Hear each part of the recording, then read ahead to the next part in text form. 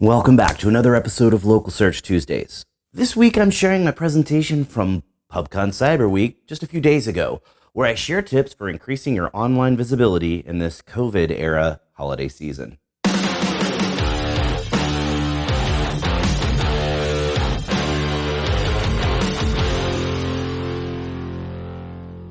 Today's video is longer since I'm sharing my full presentation from the conference, but it's definitely worth watching.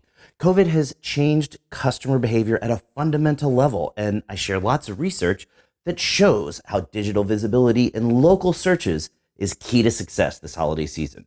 I share a few new tips related to COVID, so make sure you watch the whole thing. Let's get to it. Hey, this is COVID Effects, how customer behavior has changed. You guys all know I'm Greg because you're watching my weekly video series, but for those of you that don't know, this is Local Search Tuesdays, and this is my video from Pubcon Cyber Week that happened just earlier this week.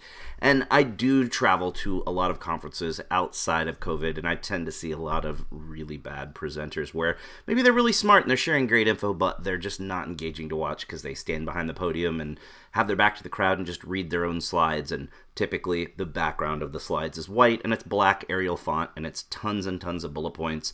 And I firmly believe that bullet points kill kittens. So this presentation will be entirely kitty safe. And you probably noticed at the beginning that was a reference to the movie Contagion because it kind of fits with the mask on his face during COVID times.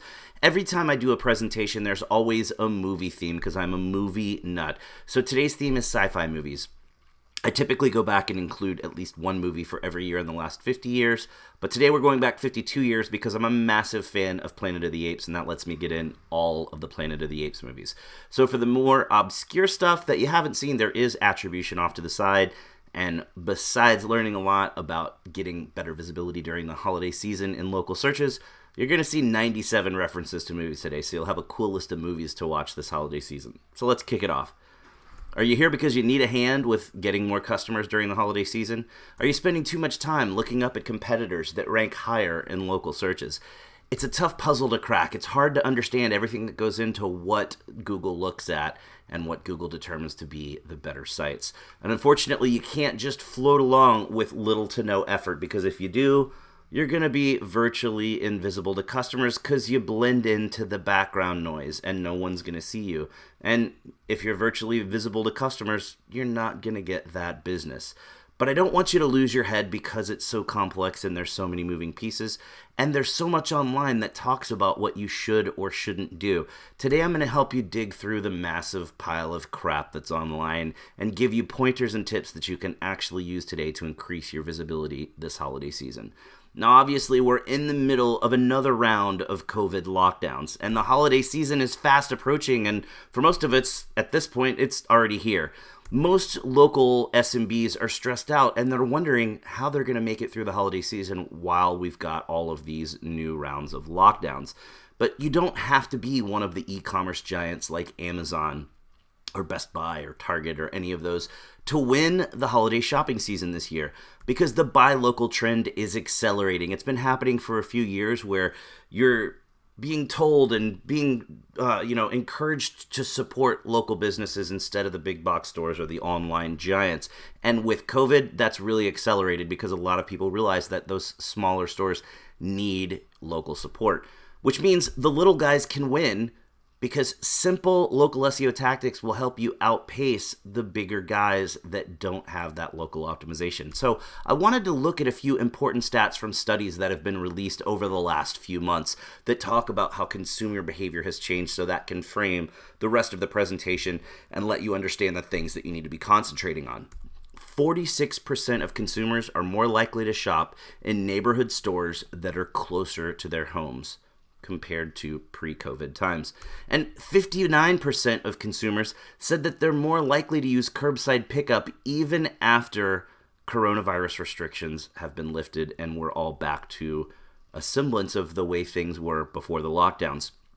And 50% of people have made their decision on where they're going to shop based on whether or not they could pick up the items in the store. So most people, or half people, 50% of people, want to be able to pick it up now. They don't want to order it and wait.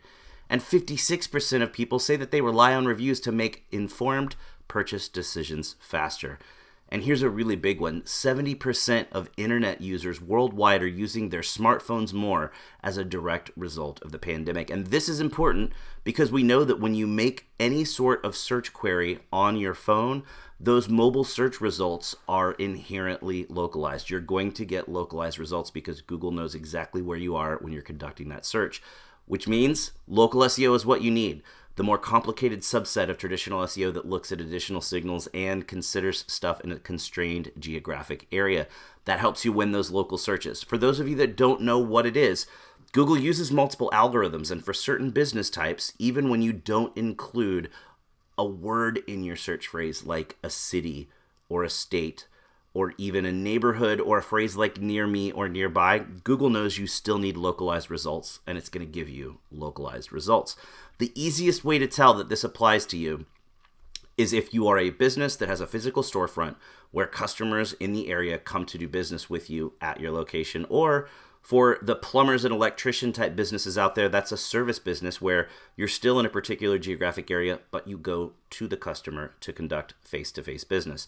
Now, another really simple way to test if local SEO is for you or not is search for a couple of your most important keywords. And if you see the map pack, where it's the map and the 3 results underneath, that is a very clear indicator that the local algorithm is being used in your case. And then you can click more locations down on the bottom, and it takes you to the local finder page, which goes beyond just the top 3 and is also the local algorithm. And then you can also go directly to Google Maps and search inside of Google Maps. That also uses the local algorithm.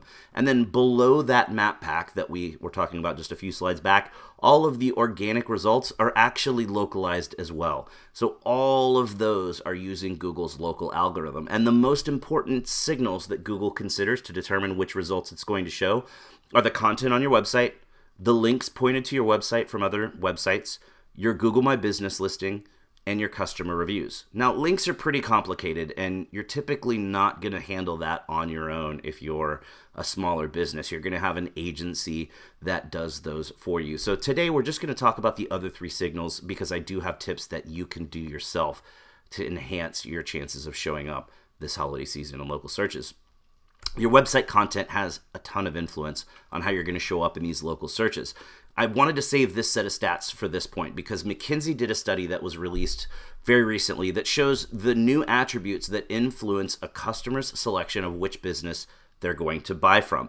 First of all, how far away is that business from their house? People don't want to travel a long way during these lockdowns because they know that it's dangerous out there. And then hygiene. What is the store doing to keep the store clean, to enforce masks, to enforce social distancing? And on the social distancing front, people also want to know that there aren't going to be long lines and that the store has plenty of room to enforce that social distancing measure. All 3 of these issues that people are using, these people are using these 3 areas to determine which business they're going to shop from. You can solve all 3 of those and answer that question for any potential customer with content on your website, which means you've got to move away from the generic content that most websites have. You want to make sure that your content is actually about your business, why you're different, why you're better than your competitors, and also about the local area so that people understand where you're located. Here's a test that we use. It's very simple. Anybody can use it. Take your homepage content or your About Us content. Change the name of your business and the city that you're located in, and think, could you take that text and put it on another similar business's website that's located in another city? Would that content still work? And if it does, then that means your content's not really about you. Now, there's a video there that's part of my video series. So if you're just catching this for the first time or have only watched a few videos, I'm going to share links throughout this presentation to past videos that I've done in the last year that talk about some of these concepts in a little bit more depth so that you can dig in on certain things if they're interesting to you. If you're writing these links down, keep in mind they're lowercase, so you want to write them down in all lowercase. But if you go to bit.ly/content-switch-test, it will talk you through how to do this content test. It's incredibly important that you have a page on your site with COVID-related information. Most of the sites out there are putting a little small banner across the top of the site, or they'll have a pop-up on the homepage that says, here's what's going on with COVID. But that's not enough because people will become blind to a little banner and most people are just going to close a pop-up. You need a dedicated page of information on your site that talks about all of the important COVID updates and information, and that page needs to be linked to from every page of your website. You want to outline your updated safety procedures. Are you requiring masks? Now, sure, most places are requiring masks at a state level or city level anyway, but it's always good to let customers know, yes, we do require our customers to wear a mask. Are you enforcing social distancing? Are you cleaning and disinfecting more often? These are all things that people want to know. And then outline your alternate service options. Do you offer curbside pickup? Do you offer delivery? Do you offer senior hours? These are all really important. When you're thinking about creating content on your site and showing up for search results, at a basic level, if you want to rank for a phrase, you need a page on your site about that concept. So it's really important to have that COVID page present so that people can find what they're looking for. Another pro tip is that your content needs to sound conversational, like something that you would say face to a face to a customer that just walked in the front door, or, phone to phone to someone that just called you. Here's another video that walks you through how to do this test. You actually want to read your content out loud. Don't just think through it. Read it out loud, because once you read it out loud, you'll hear the things that are maybe keywords stuffed together or phrases that you've written to have that marketing fluff or to show up better in Google searches, where realistically you wouldn't talk that way in real life. So use this test to see if your content is conversational. And another thing related to this, a lot of sites will say, we also serve customers in Plano, Richardson, Garland, McKinney, Allen, and list 10, 15 cities out, because they think if you list those cities, you're going to show up in searches in those cities. And Google's a lot more complicated than that. And it doesn't work. You're not going to show up in a city just because you mentioned it in a list of cities separated by commas on your homepage. And if I'm a customer and I just walked in the front door, I'm already at your store. You don't need to tell me that you also have customers from 15 different cities. It would make no sense. So don't do that on your website either. And you want to help that content that you've written show up better by optimizing it for local search with geo optimization terms. So I'm going to walk through the important elements that you should optimize on every page of your site to really drive home the fact that you're a local business, both to Google and to potential customers. The title tag is above where you type in your URL, typically shows in the little tab. It's what populates your blue link when you show up as a search result in Google. It's the most weighted element on the page for SEO, and you want to be sure that you don't put your business name first, because you're the only business name that you don't need to optimize for your business name, because you'll always show up number one whenever someone searches for your business name. But what you do want to do is make sure that, first of all, across all the elements that I'm talking about, you've got to have the same targeted keyword phrase. It's really important to Google that you're using the same keyword phrase across these elements to drive home that that's what the page is about. But make sure you include your city and state abbreviation as well. Your H1 heading is also important to optimize. It's the second most weighted element on the page. It's the thick headline that's above the text on your page. It should be conversational. It should have that same targeted keyword and also your location phrase. And then obviously, I already mentioned your content should be about the local area, so you shouldn't have to worry too much about adding your city name in here. It should be there already. Most website platforms out there allow you to set customized URLs nowadays, so it's really important to include your location keyword in your URL. The example I like to use is car dealerships. Typically, it's going to be a situation where the used car page is at dealership.com/search pre-owned or /search used. You'd be much better off with dealership.com/used-cars-dallas-tx. It's a better signal to Google and a better signal to humans. Image alt text is another important area that often gets overlooked. Years ago, Google couldn't tell what was in an image. So the alt text was included in the image embed code to describe what the image was. Well, Google can tell what's in images now with machine learning, and it's pretty accurate. But alt text is still part of the algorithm, and a lot of marketers ignore that. So make sure in the alt text, you're descriptive of the image, you include your important targeted keyword, and you've got your location information there as well. It's also important to put your location information and keyword in the meta description, which populates those couple of gray sentences underneath your blue link when you show up as a search result in Google. The meta description is not considered in the ranking algorithm, so this has no influence on how you rank, but since it shows up as a description under your blue link, you want to think of it like an ad and write something compelling that's going to get people to click through. So when you write more focused content that's optimized for local, you'll show up better and you're going to win more local customers. So let's move on and talk a little bit about reviews. Obviously, reviews are important for word of mouth and attracting new customers, but they're also a really weighted part of Google's local algorithm. You've got to be proactive and ask customers for reviews. So I put a view.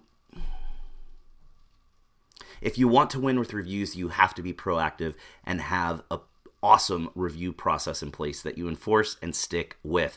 There's a video right here at bit.ly/review-process that walks you through what to do. But at a high level, you want to be sure that you're asking every customer for a review.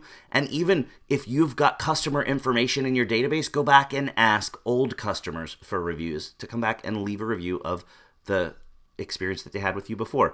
What we like to do is set up a reviews page on the site, typically at whatever your domain is.com/reviews, that has a simple message that says, thanks for doing business with us today. Let us know how we did. And then you offer them options by linking to Google, Facebook, Yelp, and whichever review sites matter for your business.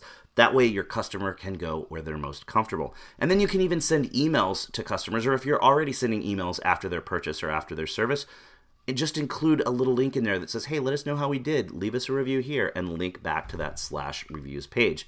You want to make sure that you're responding to every single review as well. It's really important because Google alerts every reviewer when the business owner responds to the review. Now, it's important to respond to negative reviews the right way. That's why the video there has kind of a funny face. I do the whole thing where my face gets red and you hear the whistle go off and smoke comes out of my ears. It's really fun to watch. But go to bit.ly/respond-to-reviews to see that entire video that talks about review responses. And the most important message from that video that everyone needs to understand is that when you respond to negative reviews, your response is not for the person that left the bad review. Your response is for all of the potential customers in the future who are going to read that review and want to see how you handle the situation. And you shouldn't stress out if you lose a perfect 5.0 score because you've got a few bad reviews. Everyone expects every business to get a bad review now and then. Nobody's perfect. Sometimes you drop the ball, and everybody knows there's a lot of grumpy trolls out there. So the ideal range is actually in the middle fours. So watch the video at bit.ly/ideal-review-score to check that out and learn a little bit more and dig in more on that concept. Let's talk a little bit now about Google My Business, because it's really the key to local search success. It's what allows you to show up in Google Map searches and in the map pack. It's actually your new homepage. All the customers that used to go to your website to get your address or get your phone number or see pictures or read testimonials, they don't have to go to your site to do that anymore. They can do all of that in the Google My Business profile. To optimize that profile, you want to be sure that you're using your actual business name. Don't stuff keywords because that can get you penalized. You want to make sure your correct address is listed. And beyond just listing the correct address, you want to be sure that the map pin is placed correctly on the map.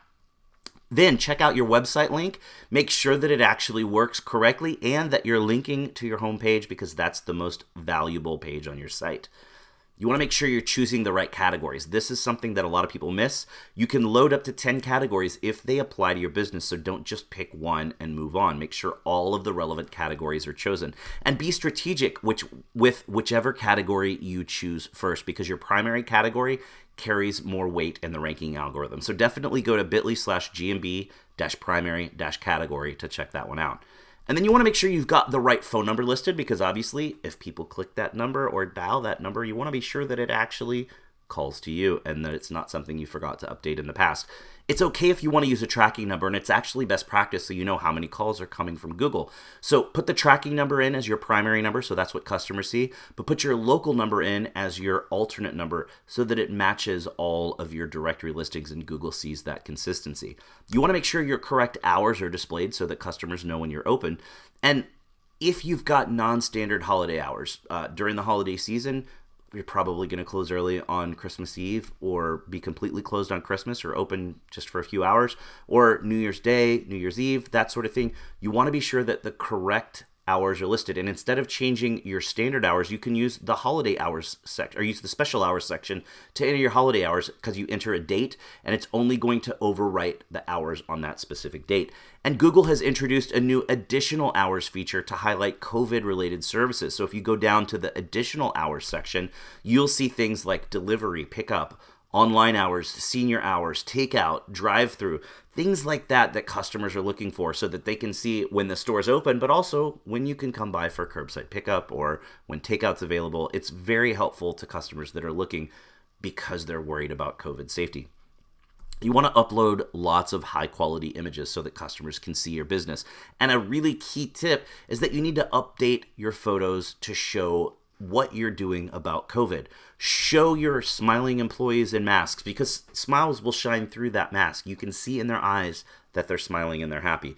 You want to make sure that your employees are seen wearing masks. You want to see happy customers in masks. You want to see social distancing being enforced. That way, people will feel more comfortable coming to your store. You can also upload videos to Google My Business. Anything that's 30 seconds or shorter and smaller than 75 megabytes can be uploaded to your Google My Business profile so people can see your commercials if you have commercials. And if not, shoot a quick video and upload it. You can even put COVID explainer videos to let people know, yes, we are doing these things to make people feel more comfortable. There are new health and safety attributes that you can select that will be highlighted on your profile. Things like mask required or your staff gets temperature checks. Select all of these that apply. So again, it highlights on your profile what you're doing to help ensure that the public stays safe when they come shop with you. And use the new questions and answers feature. It's actually not new. It's been around for a bit, but a lot of people don't know about it yet. Most customers think it's a messaging system, that if they type something, it's a direct message that's being monitored at the business. But it's actually a community discussion feature, so anybody can ask a question and anybody can answer that question for you. The really cool thing is you can load your own questions in. It's even encouraged by Google to do so, to put your common questions on your Google My Business. We like to call it your pre-site FAQ page. So take those common questions, upload them, and then answer them so that customers have a better experience on Google My Business and they're more likely to buy from you. And make sure that you upload questions about COVID and COVID protocols and service updates, and then answer those questions so that everyone will get all the information they could potentially be looking for on your Google My Business profile. Because the key point here is Google's going to auto answer questions when people start to type them in if a past similar question has been asked and answered already, or if that answer appears in review content. So if I have a question of, do I have to wear a mask? And that question has already been asked and answered in the past, as I'm typing in, do I have to wear a mask? Without having to submit that question, on the right side of the window, Google's going to pop up an answer to that question. So you're more likely to attract those customers because you'll automatically be answering the questions before they even finish asking them. Make sure you're using Google Posts as well. A lot of people stopped using them when they got moved lower in the profile on the right side because they show at the bottom of your Google My Business profile. But on mobile, they're mixed in with search results, and they're really free advertising. That's really what they are. So everyone should be using them. It helps you stand out so much from your competitors that aren't using posts. When you put a post up, it stays alive for 7 days unless you use a post template that's got a date range. But you really don't want to do that. I'll tell you why in a second. Make sure that your posts are promotional. Share an offer. Share a reason that people should call you. Because remember, the people seeing these posts typically haven't been to your website yet and don't know who you are. So they're not going to care about your blog post or about the social fluff, because a lot of people will share the same social media type fluff that they're sharing on Facebook or Instagram on Google Posts, and that's not the right way to use them. And it's not about the full post. You want to make sure that you're optimizing what shows in the post thumbnail, because nobody's going to see the content of your full post if you don't have an enticing thumbnail that people will click on to see that full post. So to get more conversions, make sure you're thinking about what shows up in that thumbnail view. You want to make sure the thumbnail text is compelling so that people will want to click. And the best way to do that is to use the what's new post template, because once you add a call to action link, that's going to take one of the 4 lines of your description away, which gives you 3 full lines of description to tell people what the offer is, what the promotion is, why they should click. On the other post types, you have a separate line for a title, a separate line for a date range, and the final line is your call to action, which gives you 1 line of description, which is typically anywhere from 4 to 6 or 7 words. So it's easier to use the what's new post when you want to share something on a Google post. And don't use the new COVID update post because it's text only, and it will hide any other live posts that you have. So if you want to share a COVID update, again, use the what's new post and share it there. And you want to make sure you've got an eye-catching image, because the image is going to really draw the eye and attract more attention. But thumbnail cropping is really inconsistent. It's wonky, and you can load the same image in and it'll crop it different ways. So to have better control over your images, so important text doesn't get cropped out or important image elements aren't cropped out, I've created a Google Post cropping guide. You can download the Photoshop document at bit.ly/posts-image-guide. It looks like this. So anything that's in that white grid won't get cropped out, and anything outside of the grid will then show up once they've clicked the thumbnail and the full post appears. You want to make sure that you're updating your site and your Google My Business listing with COVID information to win in this holiday season. So optimize your content for local searches and beat those bigger entities that don't have that local focus. And then get reviews. Get as many reviews as you can, as quickly as you can, and respond to every one. That way you'll win more local customers this holiday season. So I know I went through a lot. It was really quick. I presented it quickly. This was really about a 30-minute presentation. I've done it in 25 because I know it's Local Search Tuesdays and you guys are used to 5 minutes or less. But hopefully that didn't explode anyone's brain. And for those of you that haven't seen Scanners, his brain literally explodes. Because the truth is out there about how to win local customers this holiday season. I have now given you the keys to success, and hopefully you'll be able to break out of your shells and do better marketing so that your businesses will live long and prosper. So that was COVID effects, how customer behavior has changed so that you know how to show up this holiday season. There's my email address. If you have any questions, feel free to email me. Obviously, you're probably watching this on one of our social channels or on our site, so you can already get in touch with me easily anyway, but I put it there just in case. Follow me on Twitter. I like to tweet a lot of tips about digital marketing. And at the end, if you want to get the deck from me, I'm happy to send it to you. There is a list of all the movies, so you've got a cool sci-fi list of movies to watch this holiday season. Thanks. Thanks for sticking with me through the whole thing. That's definitely all the time we've got for this week, which means it's that time again. Put your hand on the screen right here. We totally just high five because you learned something awesome. Thanks for watching, and we'll see you again next week for another episode of Local Search Tuesdays.